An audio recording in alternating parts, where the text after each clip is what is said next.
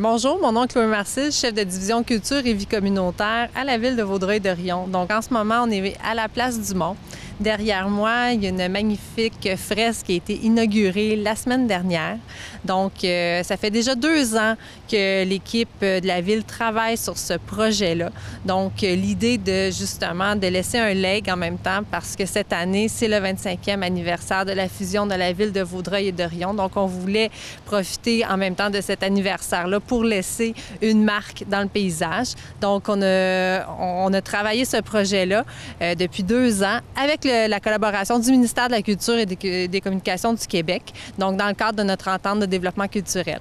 Donc, on a eu 3 ateliers de co-création. La première a été avec l'école Saint-Jean-Baptiste, ici en arrière, parce qu'on se disait que les enfants allaient voir la tour en sortant de l'école à chaque jour. Donc, on est allé avec les artistes à l'intérieur de l'école, avec une gang de au moins 100 enfants. Et puis, on leur a demandé la représentation, qu'est-ce qu'ils aimeraient que la tour représente pour eux. Donc, on a eu plein de dessins super intéressants. On a eu des étoiles, on a même eu des hot dogs, on a eu des Pokémon. Donc, ça, c'était vraiment une démarche ludique. Ensuite, on a rencontré les artistes de notre belle ville. Donc, les artistes de HUP Crew et les artistes de Vaudreuil-Dorion se sont rencontrés. Puis là, on est allé beaucoup plus dans, OK, qu'est-ce qu'on aimerait au niveau du visuel qu'elle représente? C'est là qu'on a amené le choix des couleurs, les personnages aussi sont revenus, les gens qui étaient plus importants dans la démarche. Et ensuite, en soirée, on a rencontré des citoyens. Donc, des citoyens qui avaient eu le désir de participer à cette co-création-là et les commerçants aussi du secteur parce que la tour est quand même dans leur cours de commerce. Donc, on les a rencontrés. Puis, eux aussi nous ont amené plein d'idées. Donc, on a pris l'ensemble des idées, on a regardé tous les croquis, puisque tout le monde a fait des croquis, puis c'est là qu'on est allé chercher les choix, qu'est-ce qui était revenu le plus souvent. Et donc, maintenant, tous ces gens-là, quand on les a invités à l'inauguration de la tour, bien, il y avait vraiment le sentiment d'appartenance, d'avoir partagé puis d'avoir participé à la création de cette tour-là. On a présenté aux artistes d'HUP une 50aine de photographies, ils ont fait des sélections. C'est en fonction aussi des éléments où on a parlé à des gens, etc., des éléments significatifs. Et donc, ils sont arrivés avec des éléments. Ce qu'on voit en arrière de moi, dans un premier temps, on voit Félix Leclerc, bien sûr, à l'époque où il vivait à Vaudreuil. On voit aussi en au-dessus de lui, on voit sur la tour, ce qui est super intéressant, c'est aussi des baigneuses et des petits baigneurs dans l'anse de Vaudreuil.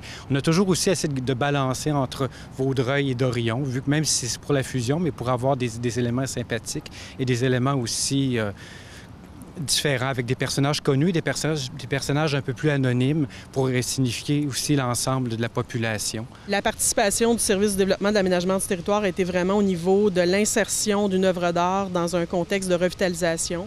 Donc, on est dans un secteur où le conseil municipal a décidé en 2017, par l'introduction d'un programme particulier d'urbanisme, de voir à la revitalisation du secteur de façon à le rendre beaucoup plus intéressant et redynamiser les lieux. Donc, l'introduction de la tour d'eau, la mise en valeur de la tour d'eau cadrait pleinement dans le cadre de la revitalisation avec l'introduction d'un point focal qui signait une signature, donc une entrée de ville au niveau du secteur en question. Et l'introduction de cette œuvre d'art-là cadrait aussi avec le rehaussement de l'esthétisme des lieux, qui était vraiment une priorité au niveau du conseil municipal dans le cadre de la revitalisation.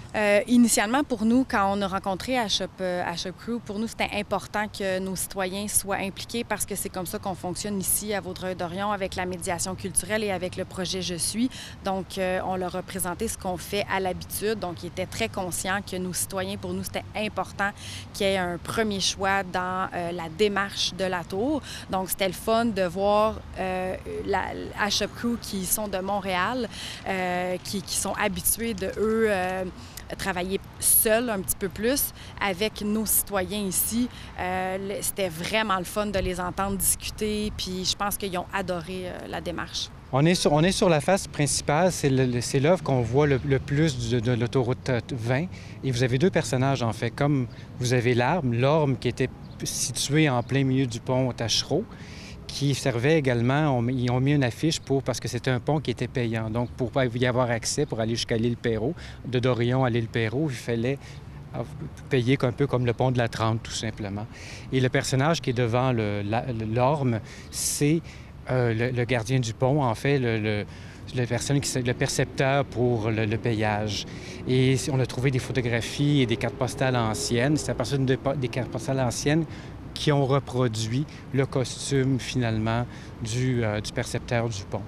Donc, au niveau du choix du site, ça s'est fait vraiment de façon naturelle, puisque auparavant, la tour d'eau constituait un irritant visuel dans le secteur. C'était un point d'infrastructure qui n'était pas intéressant au niveau esthétique.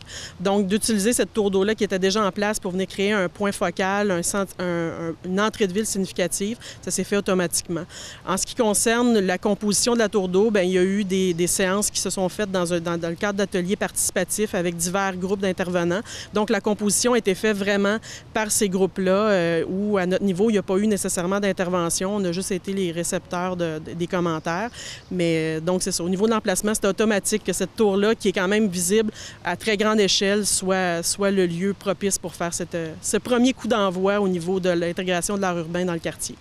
Et l'élément intéressant, c'est lorsque les peintres ont commencé à recréer l'œuvre sur la tour d'eau, c'est qu'une des personnes a reconnu sa mère, donc Mme Juillet.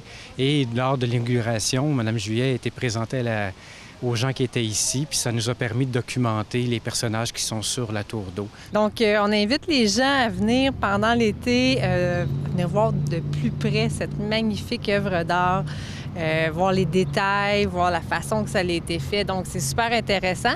Puis, en plus, on a des événements aussi qui vont se faire pendant l'été au pied de la tour d'eau, entre autres le Festival Artefact, 25, 26 et 27 juillet. Donc, pendant 3 jours de festivités ici, il y a une scène en dessous de la tour d'eau, donc ça va créer vraiment une ambiance super. Donc, vous pouvez consulter également la programmation du Festival Artefact qui est en collaboration avec la Ville de Vaudreuil-Dorion sur le site Internet du Festival Artefact. Donc, on invite tout le monde à venir festoyer cet été.